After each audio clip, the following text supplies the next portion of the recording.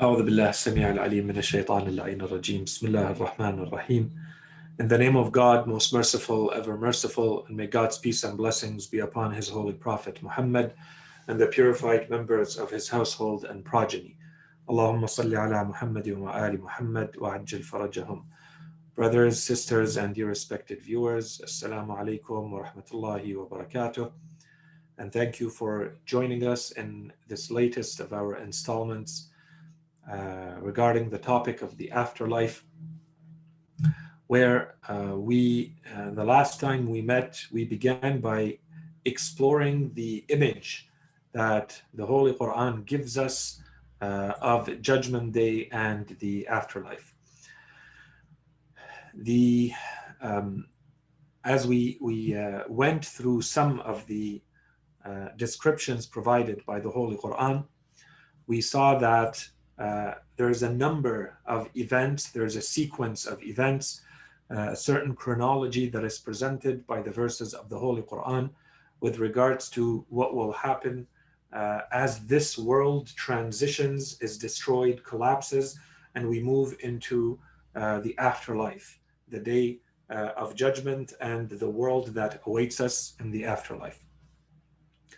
So in the last time that we met, we saw that those things that we consider to be fixed, those things that we consider to be strong and firm and affixed in this world, they are all going to be disintegrating and collapsing one after the other, including this planet on which we live, the ground itself, along with the mountains, which will start by moving very quickly, and then they are starting to completely disintegrate. They will be collapsed and they will be pulverized, ground into dust, powder, clouds in the air. And then if we look at even the seas, the oceans, they are going to be boiling over, they will spill over, they will turn into fire. And then when we look at the heavens, the firmament, we see that the stars and everything in the skies, that when we look at, we see it providing, being a source of light and providing light. That light will be dimmed out. The astronomical bodies are going to be collapsing. They are going to be no longer following the trajectories that we know for them. Basically the sky itself, the heavens themselves, are going to be torn apart. There will be a cleavage, there will be a tearing, there will be a breaking, a shattering. All these expressions have been used by the Holy Quran, and the heavens will open into gates, and all of this will happen to this world that we know. And then all of this will end with a shout, a cry, a blast that we set into a trumpet, a horn, that will put an end to life.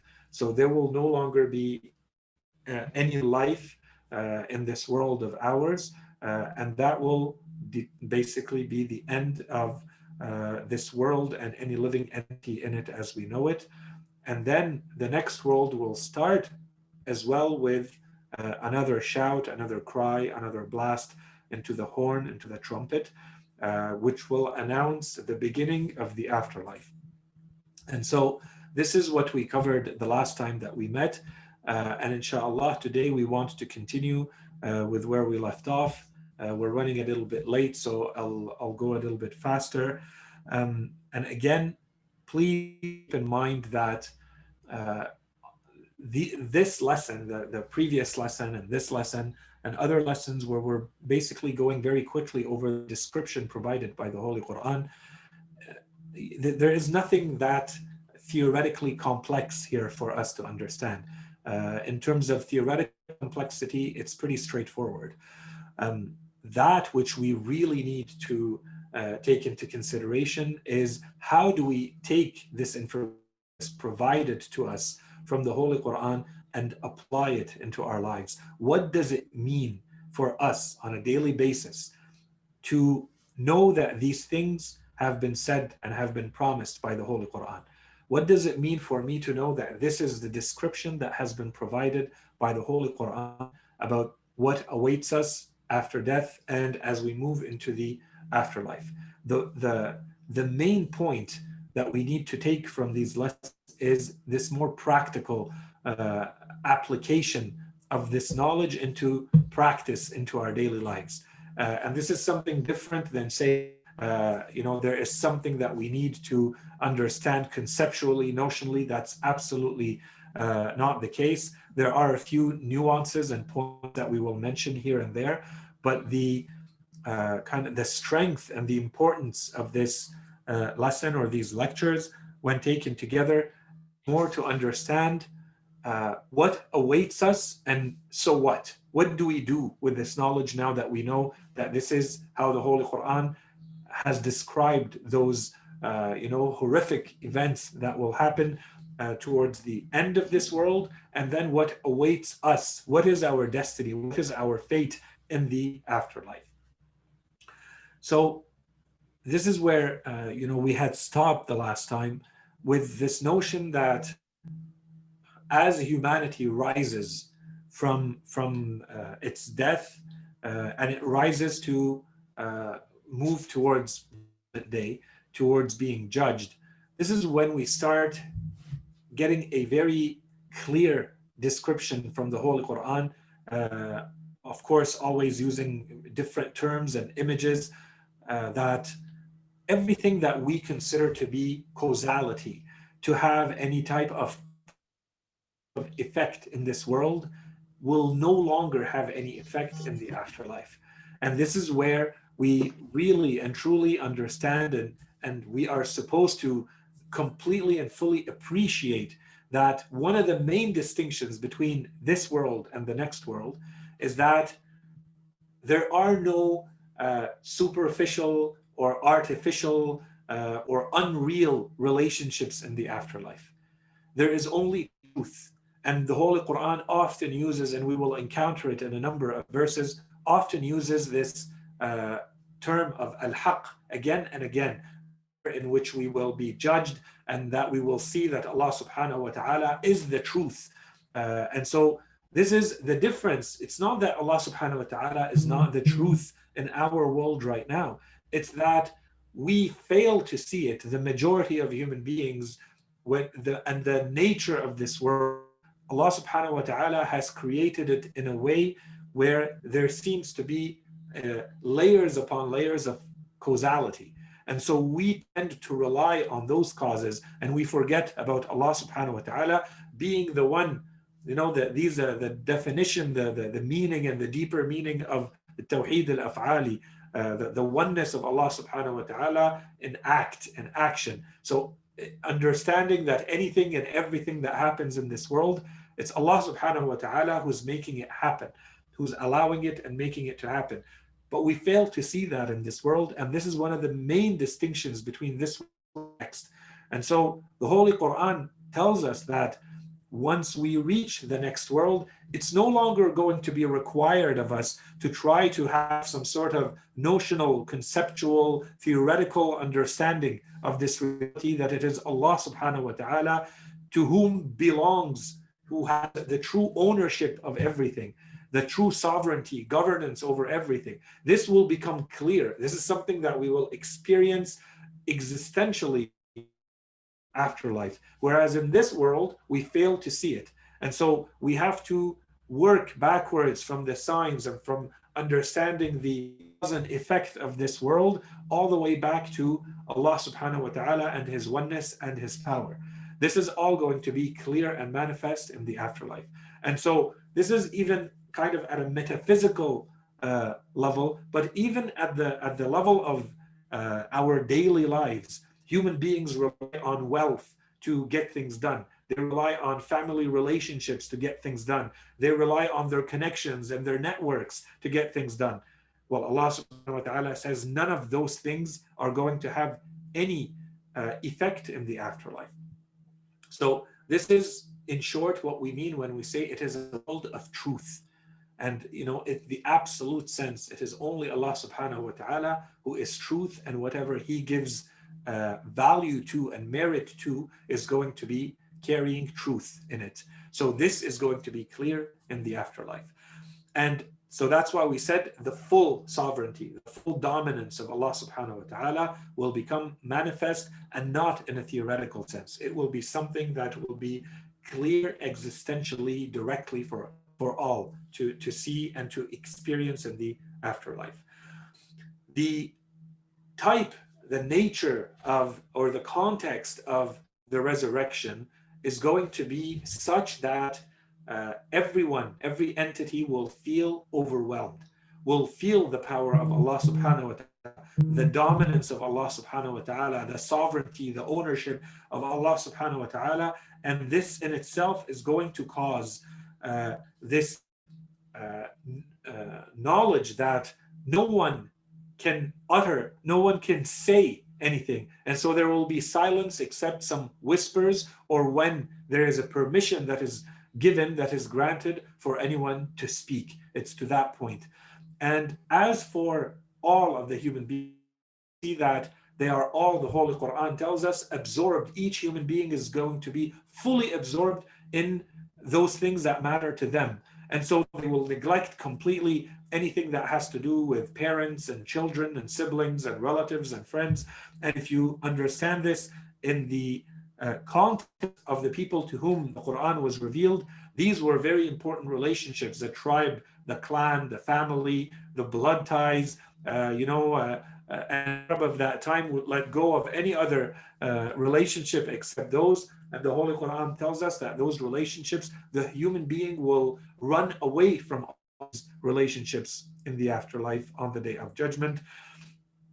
And anything and everything that we consider to be a relationship, whether a true one in this world, but an emphasis from the Holy Quran on the false relationships, when you wanted to rely on so-and-so for something, a friend, a leader of a group, of wealth, networks, and connections. The Holy Quran insists that all those false relationships will not mean anything. And in fact, those relationships will turn into enmity and hatred in the afterlife.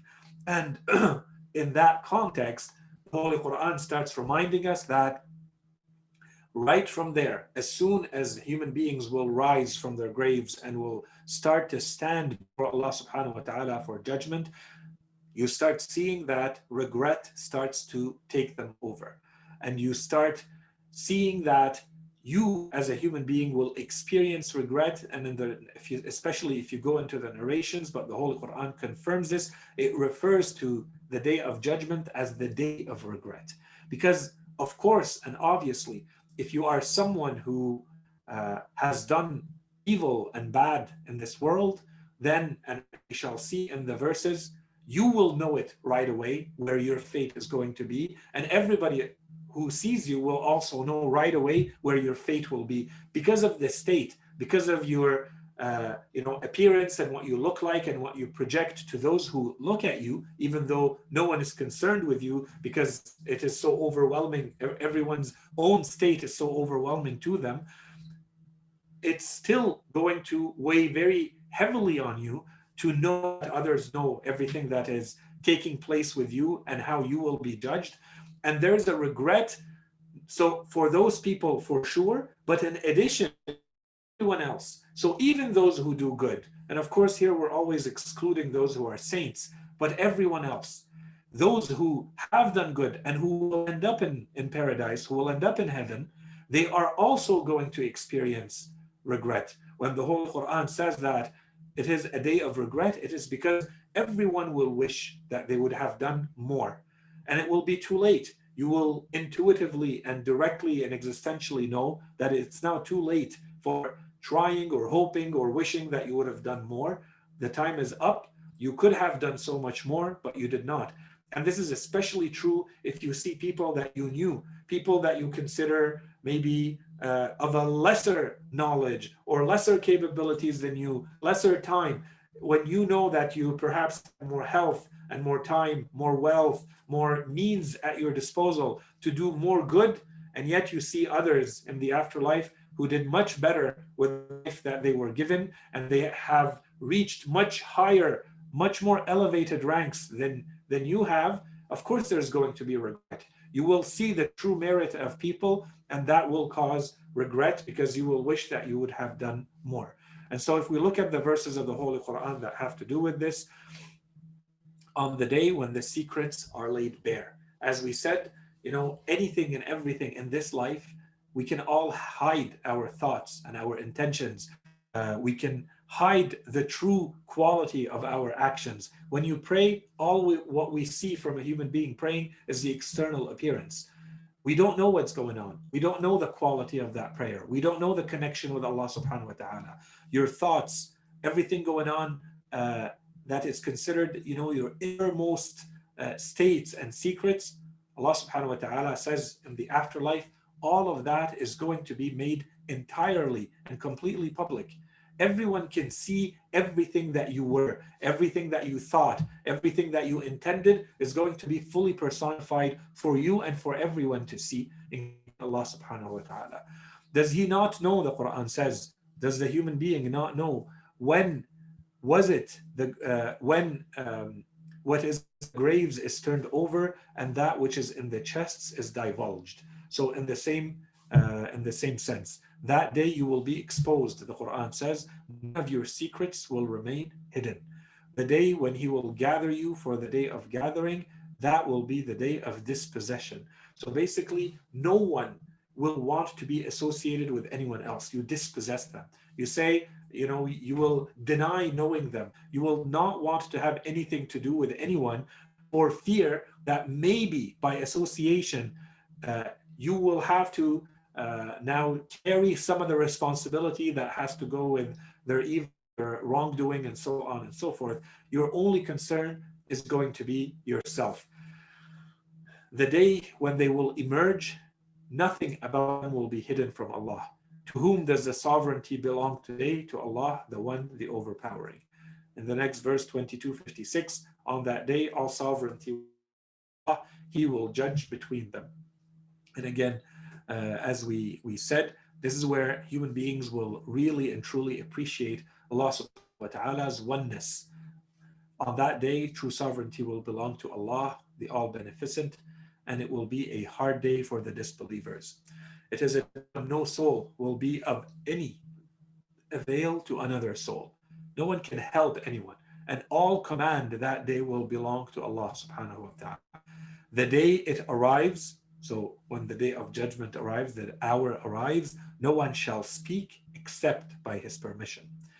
On that day, the summoner. So there's going to be some sort of voice, some sort of call that is going to provide orders and instructions. And of course, this does not need to be, something that we necessarily hear. It might be an existential call. So that's why on that day they shall follow the summoner, in whom there will be no deviousness. The voices will be muted before the merciful, and you will hear nothing but murmur, but whispers. All faces will be humbled before the living one, the sustainer, and he will fail the one burdened with wrongdoing. So of course he fails in this life too, but he doesn't see it. And so in the afterlife, this is all going to be manifest and clear to all. On that day, the spirit and the angels stand in rows, the Quran says. And so this adds to kind of the context and the image, as we said, completely overwhelming anyone who will be there. On the day, the spirit and the angels stand in rows. None shall speak except one whom the merciful grants permission and who says what is right. And so even the granting of the permission, Allah subhanahu wa ta'ala says, is based on a criteria that Allah has put in place, which is it's the day of truth. So you cannot utter anything that is not the truth. And so only those who utter the truth will be allowed to speak. 23:101, when the trumpet is blown, there will be no family ties between them on that day, nor will they ask about each other. In 26:88, the day when neither wealth nor children will avail. In 31:33, O humankind, wary of your Lord, and fear the day when a parent shall not atone for their child, nor the child atone for their parent in any way. God's promise is true, so do not let the life of this world delude you, and do not let the deceiver. So this is In most tafasir, we are told the deceiver is a reference to the shaitan, to the evil one. Nor let the deceiver delude you about Allah. And in 80 verses 34 to 37, the day when man will flee from his brother and his mother and his father and his spouse and his children, that day each of them will have a matter keeping them preoccupied. And in 43:67, and this is an important verse, we don't have time to comment on it. On that day, friends, Quran says, al-akhilla, people you are very close to. So you're intimate, best friends, intimate friends in this world. On that day, friends will be one another's enemies except the pious. Because you are going to be stuck by association. If you befriended someone, you were certainly and somehow part of their life and part of their evil, part of their actions, part of any good or bad that they would have done. But unless they were pious, in which case that friendship will serve you, then it will turn into harm. And of course, it will turn into enmity between you and them. And then the Quran says, no intimate friend will inquire about their intimate friend, though they will be in each other's sight. They see each other, but they won't inquire. The guilty one will wish he could ransom himself from the punishment of that day at the price of his children, and his wife, and his brother, and the nearest of his kinsfolk, who had sheltered him, and all those who are upon the earth, if that might deliver him. But of course, the Quran says, and none of that is going to be of any help to him. Together they will be presented before Allah, all of them brought together before Allah. Then those who were weak, and this is when the Quran tells us in multiple places about this conversation, these conversations that will take place between people who followed other people for whatever reason. And in a lot of cases, so in this case, the Holy Quran talks about those who were weak and they were oppressed, those who were much stronger, much more powerful. And so the Quran says, then those who were weak will say to those who were arrogant, who forced them to do certain things, indeed, we were your followers. So will you avail us against Allah's punishment in any way? And those who were arrogant will respond, had Allah guided us, surely we would have guided you. It is the same to us whether we are restless or patient, there is no escape for us. And in another verse in Surah Al-Baqarah, when those who were followed will disown, they declare themselves innocent. They want to distance themselves from those who are following them, who followed them. When they will cite the punishment, when they see the punishment, they say, we have nothing to do with those who followed us. And all their means of recourse, those means that we just mentioned, life, those things that you thought had any effect, and all their means of recourse will have been cut off. And when the followers will say, had there been another term for us, if we could go back to life, so that we would disown them as they disown us, thus shall Allah show them their deeds as regrets for themselves, and they shall not leave the fire. And in other verses, in 631, they are certainly losers, those who deny the encounter with Allah. When the hour overtakes them, suddenly they will say, alas for us, for what we neglected in our duty towards Allah. And this is when you see the regret. And they shall bear their burdens on their backs. Look how evil is that which they bear. And then in chapter 50, 21, 22, then every soul will come, accompanied in Surah Qaf, accompanied by a driver and a witness. You were oblivious of this, the person is going to be told. You were neglectful, you were heedless. It's like this never existed, right? You were oblivious of this, of the afterlife. We have now removed your veil from you, so your sight is metal sharp today. Allah subhanahu wa ta'ala says, فَنَظَرُكَ فَبَصَرُكَ الْيَوْمَ حَدِيدٌ. You are going to be seeing things as they truly are today. Warn them of the day of regret, Allah subhanahu wa ta'ala says, when the matter will have been decided, but they were heedless and would not believe. And so this is the first part. The second part of events, or in the sequence of events, is that there is a setup for the divine tribunal of justice to take place. Allah subhanahu wa ta'ala sets, everything is set so that Allah subhanahu wa ta'ala judges every single creature that will be there based on all of their deeds, all of their intentions, and it will be based on absolute justice, absolute divine justice. So the tribunal begins.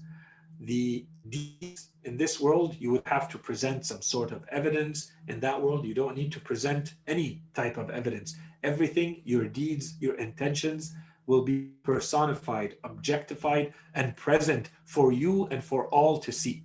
And then, in addition to this, some sort of register or book or record is going to be given to each person that has in it recorded every element of action, every element of intention that has ever transpired is going to be in that register, in that record. And there are multiple records. So you have a record that has to do with you as an individual. There's another record at the level of your community, your level of at the level of ummah, at the level of human history. And so there are multiple kutub that are going to be put in place, and each one of these is going to be a record of anything and everything transpired with regards to the object of that book. And so Allah subhanahu wa ta'ala says there's no need for it to be asked, what did you do? What did you did not do? That will be clear because it will be present in itself. And Allah subhanahu wa ta'ala says, their mouths are going to be shut, and Allah subhanahu wa ta'ala is going to be using other types of witnesses as evidence of who did what and why did they do it. So there's no need for questions. Did you do or did you not do? All of that is going to be part of what will be publicly laid bare, as we said and as we recited. So the angels, the prophets, the messengers, we have in our narrations, for instance, places, the earth, a mosque, the Holy Quran, the messengers, as we said, different people, the body parts. Allah subhanahu wa ta'ala will use all of these elements as witnesses, and we shall look at some of the verses of the Quran that talk about this. So there's no need for you to say or not say, I did or didn't do. Allah subhanahu wa ta'ala has all of these witnesses who will say, who will attest that this is what happened and this is why it happened, and so on and so forth. And then there's an important notion in the Holy Quran about how the weighing, or the merit that is given to acts in the afterlife by Allah subhanahu wa ta'ala in that tribunal, all of that is weighed based on a criteria. And that criteria is going to be truth. Depending on the quality of the truth that is in an action, in a deed, in an intention, then that intention, that deed, that action is going to carry weight. Otherwise, it is meaningless. This is the notion of the truth. So deeds are going to be weighed, and they are weighed based on truth or true justice. And this is Allah subhanahu wa ta'ala who promises again and again that his judgment is going to be the most fair. It's going to be absolutely fair.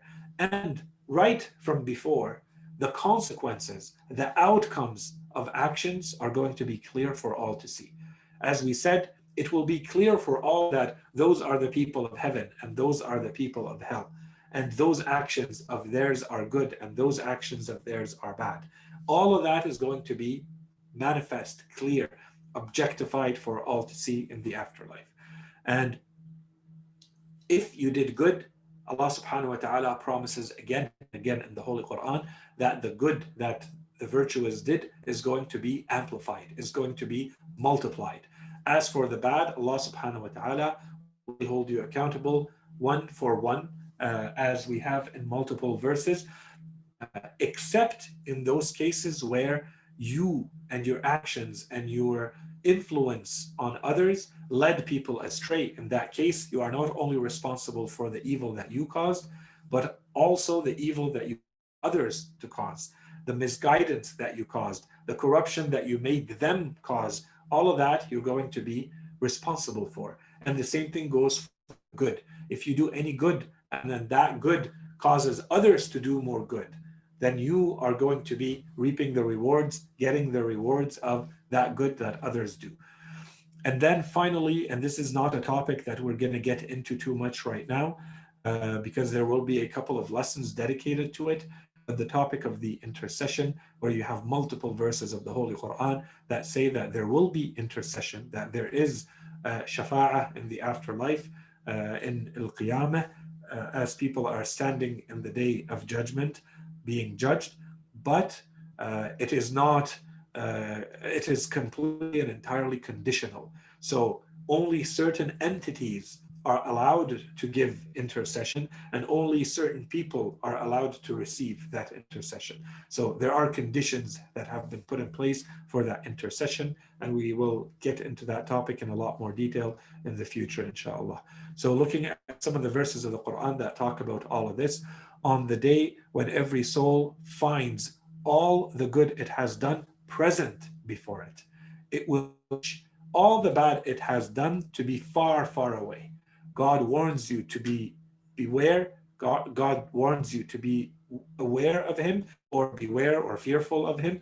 But God is compassionate towards his servants. And in 81, chapter 81, then a soul shall know what it prepared and brought for itself. So that will be clear to all, that what you're doing in this world is preparing for what's to come. Then you will see what you actually, and it will be clear for all to see. A soul shall know what it prepared and brought for itself. Chapter 17, and we have attached the destiny of every person to his neck. So this is after human beings rise for the judgment. Allah subhanahu wa ta'ala says one of them is going to have around their neck their destiny, their omen.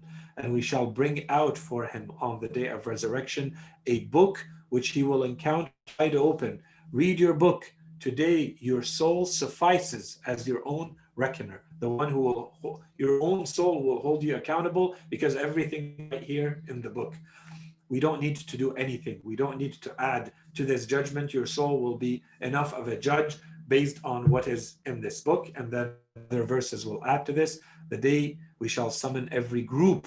See here, it's a group of people with their imam, with their leader. Then whoever is given his book in his right hand, which is a symbol, a metaphor used a lot in the Holy Quran, the right being, the correct way, the way of rectitude, the correct path. Then whoever is given his book in his right hand, they will read it, and they will not be wronged so much as a single date thread.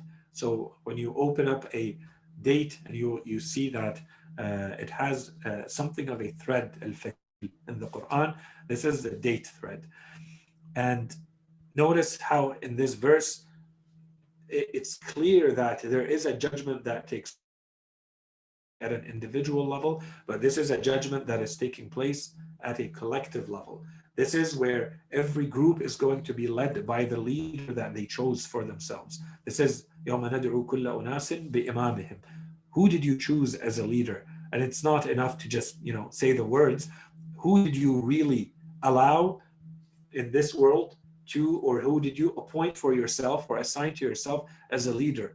Who do you model? Who do you follow in this world? This is your leader, and you are going to be resurrected and be brought as part of the group who follow that person. You are going to be part of them, and there will be a judgment, a collective judgment for that group who follow a certain leader. Every leader will be brought out in this manner. And of course, are good and bad. The Holy Quran refers to this, and this is another topic.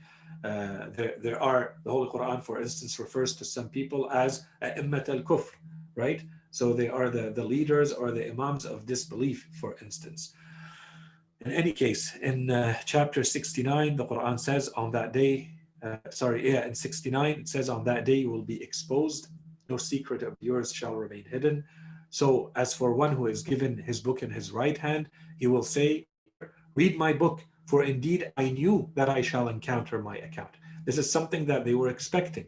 And on the other side, 5 verses later, it says, and as for one who is given his book in his left hand, and elsewhere he says behind his back, so these are different groups of people, he shall say, I wish I had not been given my book, ever known what is my account. I wish it had been the end. In other words, I wish that death would have been the end of my existence, and that I would not be coming into this afterlife to see the outcomes of my actions in the world. Then as for him who is given his record in his right hand, he shall soon receive an easy reckoning, and he will return to his people joyful. But as for one who is given his record from behind his back, he will pray for annihilation, and he will enter the blaze. In 84, 7 to 13. On that day, neither humans will be questioned about their sins, nor jinn, the Quran says, and we explain reasons why. And Allah subhanahu wa ta'ala continues, and the earth will glow with the light of her Lord, and we talked about this, and the book will be set up. Looks like here there is a bigger, more comprehensive book being set up here. This is different from the books that are given to us individually or the book that is used for a group of people. This is the book. The book will be set up, and the prophets, and in this case, the translation I used is and the martyr, or the true definition here is the witnesses. The Quran does not use the word shuhada as those who have been killed in the way of God or killed innocently or unjustly. The Holy Quran uses the term shaheed as a witness. And this is the true function of the witness in the afterlife, that they are someone who will be used as evidence, or what they say will be used as evidence. So the prophets and the witnesses will be brought, and judgment will be made between them with justice, and they will not be wronged. And who does greater wrong than one who fabricates a lie against Allah? It is they who will be brought before their Lord, and the witnesses will say, these are the ones who lied against their Lord. And so we saw some of those witnesses in the verse before, in the verse of Surah Yasin, the prophets and the witnesses. And here we see what they're saying. They will say, these are the ones who lied against their Lord. The curse of God is upon the wrongdoers. And in another verse in Surah An-Nisa, whoever obeys Allah and the Messenger, they are with those whom Allah has blessed. So those are the prophets, the truthful, the witnesses, and the righteous. And excellent companions are they. So if you are of those who want to be with the prophets, with the Siddiqeen, the truthful ones, Shuhada, the witnesses, the righteous, then all you need to do, Allah subhanahu wa ta'ala says, is to obey Allah and His Messenger. Whoever obeys Allah and the Messenger. So how shall it when we bring from every nation a witness? Allah subhanahu wa ta'ala says, from every nation. So now we're talking at the level of nations. How shall it be when we bring from every nation a witness, and we bring you, Allah subhanahu wa ta'ala is talking to the Holy Prophet, and we bring you as a witness over these. And so here there are two big interpretations. One of them is Allah subhanahu wa ta'ala is telling him, and we shall bring you, O Prophet Muhammad, as a witness over your nation, over your people. The other interpretation here is Allah subhanahu wa ta'ala is telling him, and we bring you a witness over all these witnesses. So all the witnesses from every nation will have one witness, and Allah subhanahu wa ta'ala tells the Holy Prophet, and bring you as a witness, not only over your nation, but over all the other witnesses. And there's some evidence elsewhere in the Holy Quran for this interpretation. Allah subhanahu wa ta'ala says, on the day their tongues, their hands, their feet bear witness against them as to that which they used to do. In the Surah Yasin, today we shall seal their mouths. Their hands will speak to us, and their feet will bear witness to that, to what they used to earn. And in 41, chapter 41, when they come to hell, their hearing bear witness against them, and their sight and their skin concerning what they used to do. They will say to their skins, why did you bear witness against us? They will say, we were given speech by Allah, He who gave speech to all things. He created you the first time, and to Him you are being brought back.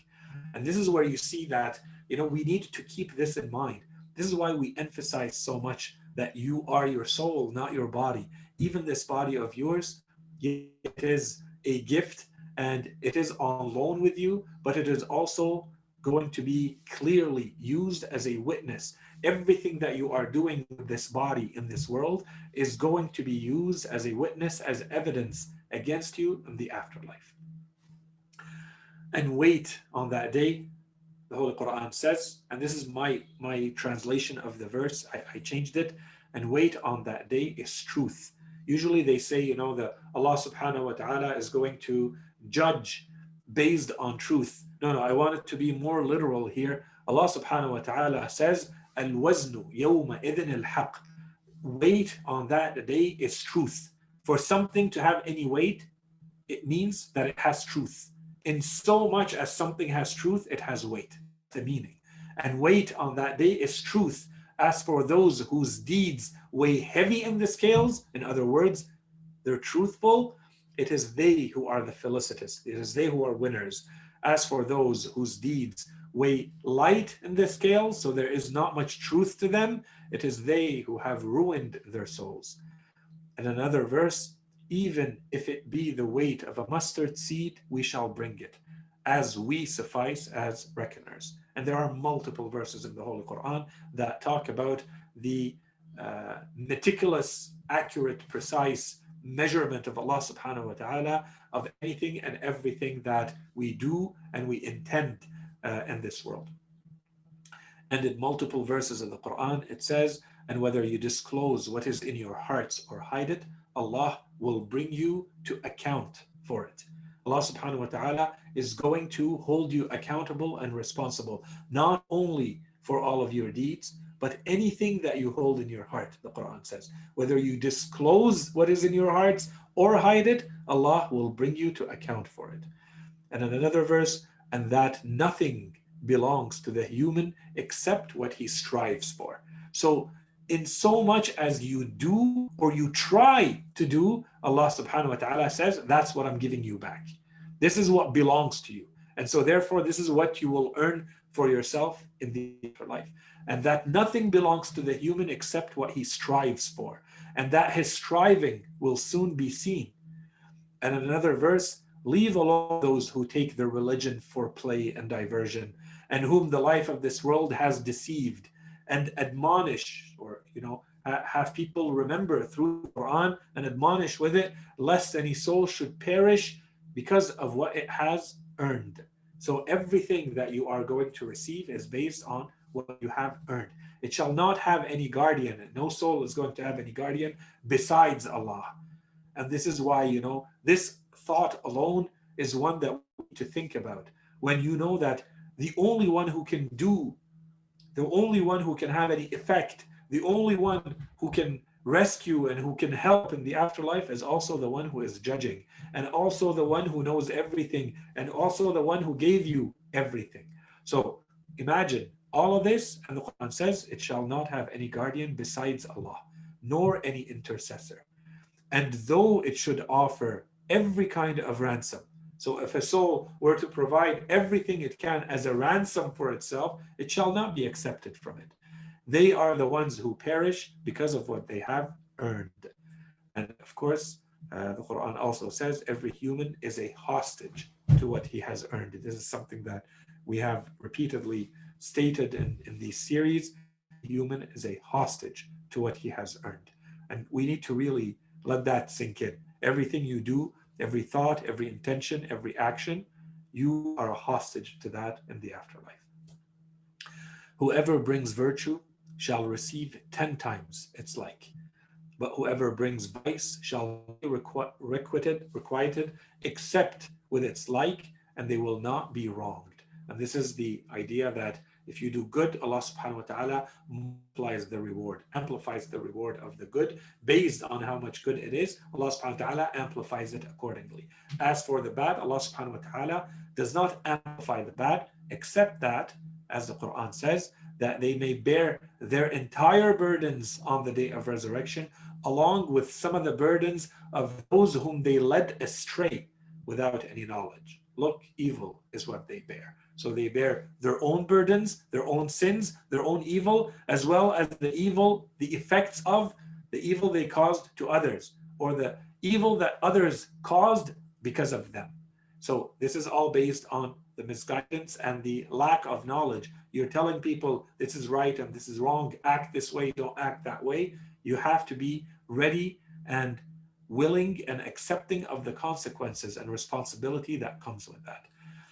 And Allah subhanahu wa ta'ala says, indeed, those who disbelieve and die while they are disbelievers, so they lived their lives as disbelievers and then they died in a state of disbelief, it shall not be accepted from any of them to fill the world of gold and offer it for ransom. And in another verse, beware of the day when no soul shall compensate for another.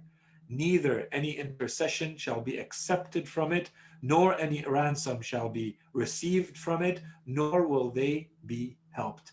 And so this is again the idea that you are stuck, you alone, in front of Allah subhanahu wa ta'ala and your deeds. Nothing else matters.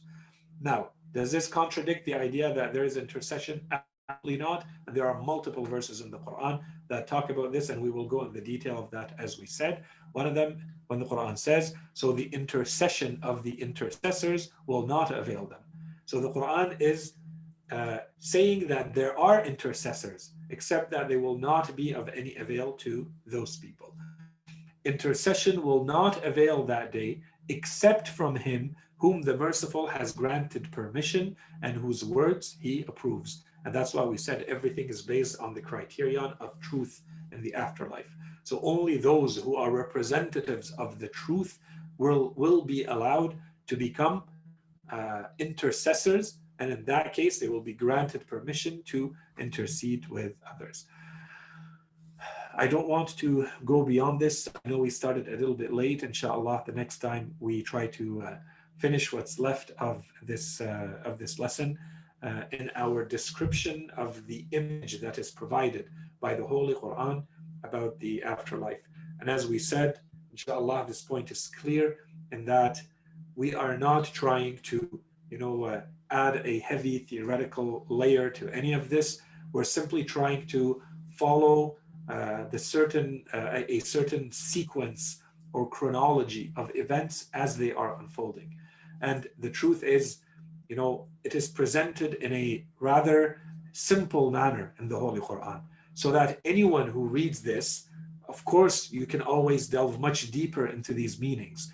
But the true guidance for this is not about, how complex your thinking is going to be about any of this. It's, what kind of light comes on, what kind of guidance this triggers in you as you start understanding how the events after death unfold all the way to the afterlife, and how judgment is going to take place, and how every action and every intention and every thought, there is nothing without consequences. Everything is going to be objectified, it's going to be manifested, it's going to be present, and you are going to be held like a hostage to your own actions and to your own intentions and your own thoughts in the afterlife.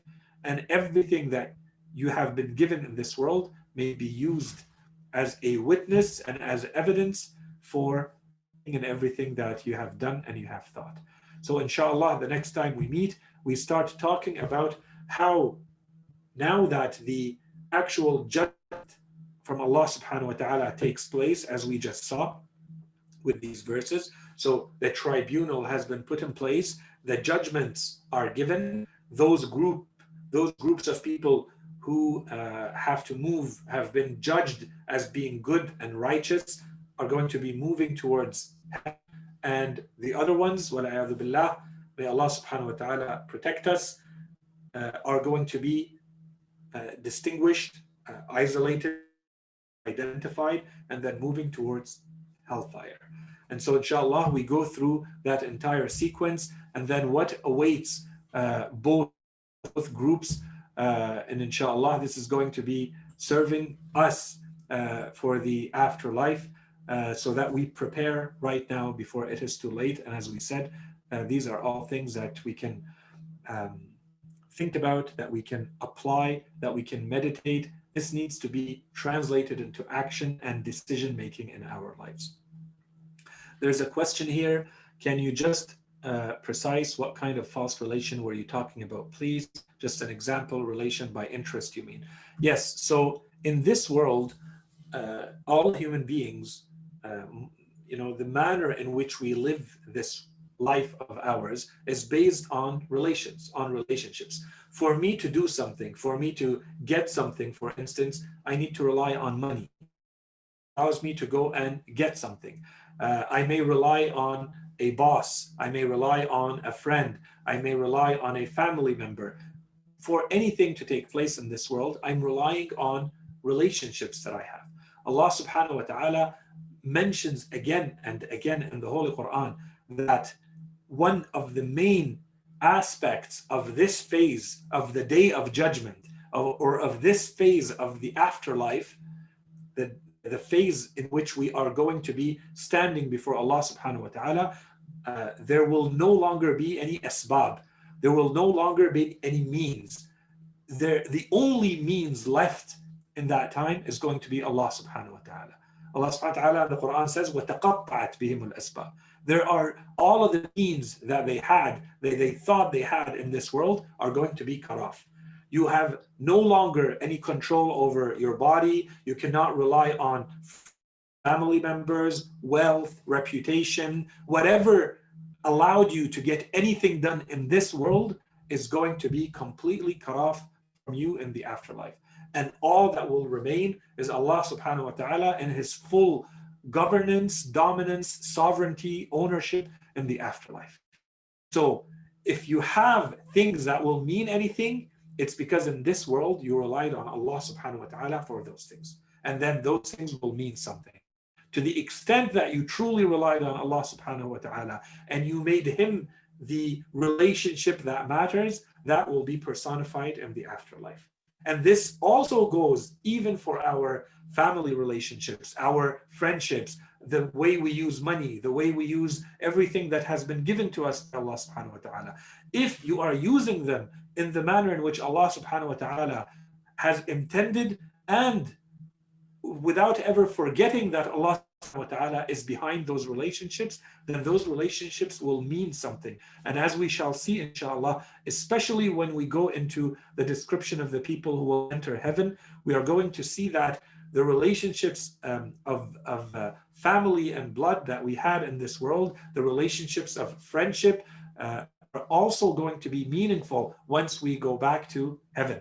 Once we reach paradise, we are going to see that Allah subhanahu wa ta'ala is going to give significance to those relationships if they were based on divine relationships, if they were based on divine instructions, if they were used as Allah subhanahu wa ta'ala wanted us to use them in this life. Inshallah, this is an okay answer, and I think it's going to be a lot clearer in the next times that we meet, inshallah. Jazakallah, it was clear. Thank you. Allah yakhlīkum. I think that's all for now. So inshallah, we continue where we're leaving off this time. وصلى الله على سيدنا محمد وعلى آله الطيبين الطاهرين.